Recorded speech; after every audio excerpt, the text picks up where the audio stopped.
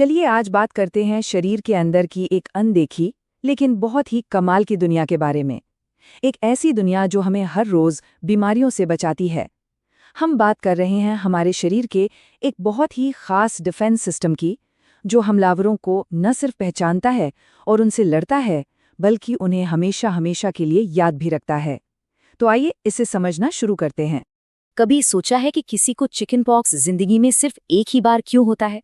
सवाल तो बहुत सीधा सा है, लेकिन इसका जवाब छिपा है हमारे इम्यून सिस्टम के एक बड़े ही कमाल के हुनर में, जिसे कहते हैं इम्यूनोलॉजिकल मेमोरी। और इस पूरी बातचीत के खत्म होने तक इसका जवाब हमें मिल चुका होगा।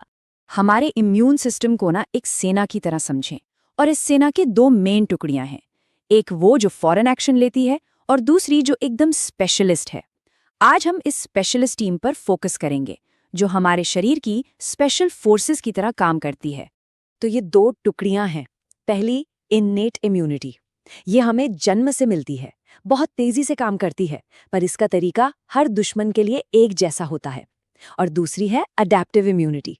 ये वक्त के साथ डेवलप होती है, हर दुश्मन के लिए एक खास हथियार तैयार करती है, और सबसे जरूरी बात, ये याद रखती है। और इस एडेप्टिव इम्यूनिटी के कहानी का हीरो है बी लिम्फोसाइट, जिसे हम बी सेल भी कहते हैं।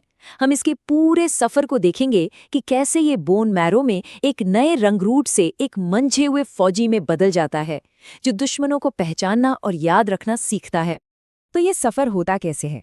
देखिए, एक बी सेल बोन मैरो में बनता है तब वो बिल्कुल नौसिखिया होता है, लेकिन जैसे ही उसकी मुलाकात पहली बार किसी बाहरी हमलावर यानी एंटीजन से होती है, वो एक्टिवेट हो जाता है।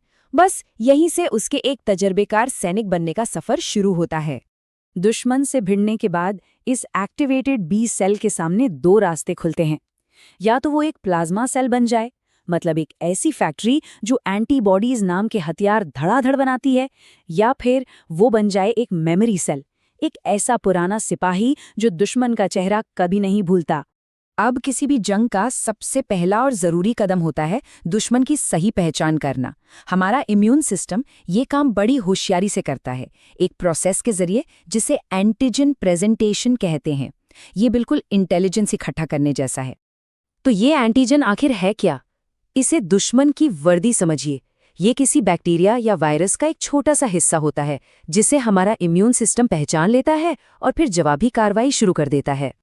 अच्छा, तो ये जानकारी एक सेल से दूसरे सेल तक पहुंचती कैसे है? इसे एक रेस्टोरेंट की तरह समझिए। एक एंटीजन प्रेजेंटिंग सेल यानी एपीसी एक वेटर की तरह काम करता है। ये दुश्मन का एक टुकड़ा, मतलब एंटीजन, उठाता है, और ये वेटर इस टुकड़े को किस चीज पर रखकर लाता है? एक स्पेशल ट्रे पर, जिसे MHC मॉलिक्यूल कहते हैं। ये MHC ट्रे इस एंटीजन को इम्यून सिस्टम के दूसरे सेल्स के सामने पेश करने का काम करती है। और फिर ग्राहक कौन है? वो है एक लिम्फोसाइट। ये ग्राहक ट्रे पर परोसे गए इस खाने यानी एंटीजन को पहचानता है, और अगर उसे लगता है कि ये तो कोई बाहरी या खतरनाक चीज है, तो वो फौरन हमले का अलार्म बजा देता है। बस ऐसे ही दुश्मन की पहचान पूरी सेना तक पहुंच जाती है। एक बार दुश्मन की पहचान पक्की हो गई तो प्लाज्मा सेल्स अपना काम शुरू कर देते हैं हथियार बनाना। इन हथियारों को ही एंटीबॉडीज कहते हैं। चलिए जरा इनके शस्त्रागार की एक सैर करते हैं। एंटीबॉडीज के मेनली 5 टाइप होते हैं: IgG, IgM, IgA, IgD और IgE। IgG सबसे कॉमन है और ये दूसरे बार के हमले में मेन रोल निभाता है। IgM पहली मुठभेड़ में सबसे पहले पहुंचने वाला सिपाही है। IgA हमारे नाक और मुंह जैसी जगहों की हिफाजत करता है। IgD का काम अभी भी थोड़ा मिस्ट्री है, और IgE एलर्जी और पैरासाइट से लड़ता है। तो ये सारे इम्यून सेल्स रहते कहाँ हैं और अपनी पूरी प्लानिंग करते कहाँ हैं? ये रहते हैं लिम्फ नोड्स और स्प्लीन में। इन्हें आप पुलिस स्टेशन या मिलिट्री बेस की तरह समझ सकते हैं, जहाँ सारे सैनिक तैनात रहते हैं और हमलों की रणनीति बनाते हैं। लिम्फ नोड कोई ऐसी वैसी ग्रंथि नहीं है, ये एक पूरा ऑर्गेनाइज्ड अड्डा है। इसके बाहर वाले हिस्से में, जिसे कॉर्टेक्स कहते हैं, वहाँ बी सेल्स की चौकी होती है, और बीच के हिस्से यानी पैराकॉर्टेक्स में टी सेल्स तैनात होते हैं। मतलब हर सैनिक की अपनी एक फिक्स जगह है। अब टी सेल्स कहाँ मिलते हैं, इसे याद रखने का एक बड़ा मजेदार तरीका है।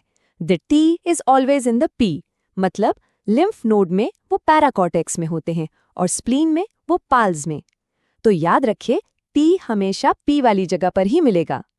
चलिए अब वापस आते हैं अपनी कहानी के सबसे अहम हिस्से पर, इम्यूनोलॉजिकल मेमोरी।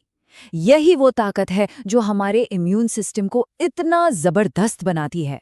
और ये सब मुमकिन होता है मेमोरी सेल्स की वजह से, जो दुश्मन का चेहरा कभी नहीं भूलते। जरा इस चार्ट को देखिए। जब शरीर का सामना किसी दुश्मन से पहली बार होता है तो एंटीबॉडी बनने का प्रोसेस थोड़ा धीमा और कमजोर होता है। इसमें सबसे पहले आईजीएम एंटीबॉडी एक्शन में आती है। और अब इस दूसरे चार्ट को देखिए। जब वही दुश्मन दोबारा हमला करता है तो रिस्पॉन्स कितना तेज, कितना ज्यादा शक्तिशाली और लंबे समय तक चलने वाला होता है। इस बार आईजीजी एंटीबॉडी मैदान में उतरती है। ये है मेमोरी की ताकत का साफ सबूत। तो पूरी बात का निचोड़ ये है, दूसरी बार की प्रतिक्रिया इसलिए तेज, मजबूत और ज्यादा असरदार होती है क्योंकि मेमोरी सेल्स को दुश्मन अच्छी तरह याद रहता है। उन्हें पहले से पता होता है कि क्या करना है और वो फौरन काम पर लग जाते हैं। और बस इसी सिद्धांत पर वैक्सीन काम करती हैं। वैक्सीन हमारे शरीर को दुश्मन से मिलवाती हैं, लेकिन बिना बीमार किए, ताकि हमारा सिस्टम मेमोरी सेल्स तैयार कर सके। और हाँ, ठीक इसी वजह से चिकन पॉक्स जैसी बीमारियां आमतौर पर जिंदगी में सिर्फ एक ही बार होती हैं, क्योंकि शरीर उसे याद रखता है।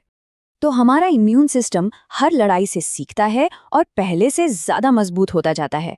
ये एक ऐसी मशीन है जो लगातार सीखती रहती है। अब सोचने वाली बात यह है कि हमारा इम्यून सिस्टम अगली बार कौन सा नया सबक सीखेगा।